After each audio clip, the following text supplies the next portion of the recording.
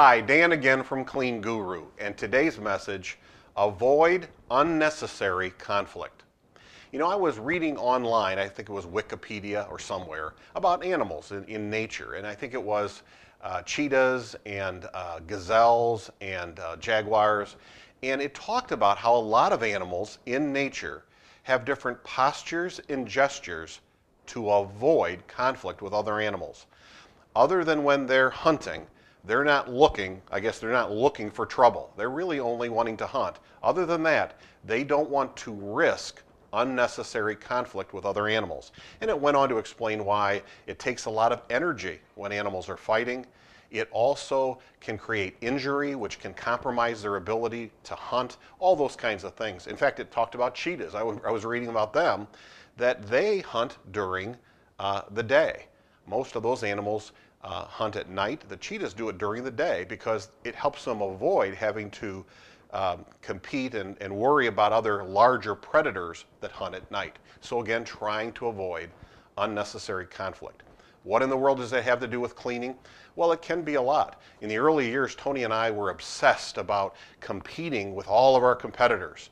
We needed to know everything about them. How much did they pay? How did they organize their cleaning? Who did they hire?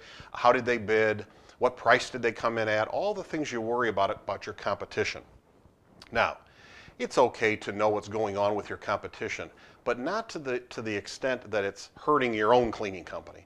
We did, it seemed, much better when we started to focus on what we could do differently rather than what our competition was doing.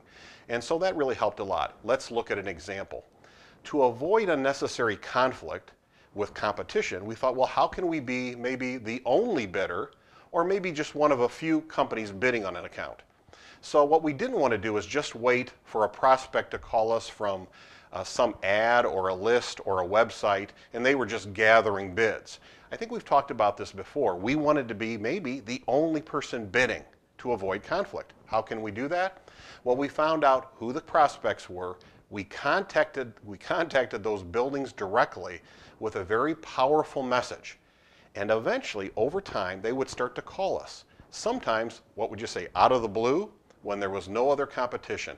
And when we could deliver a proposal when no one else was, delivering one, we had a very good chance of getting that job. So again, avoiding unnecessary conflict, just like in nature. I hope that helps you. Hope it helps your cleaning company. Until next time, remember that you can do this. You really can.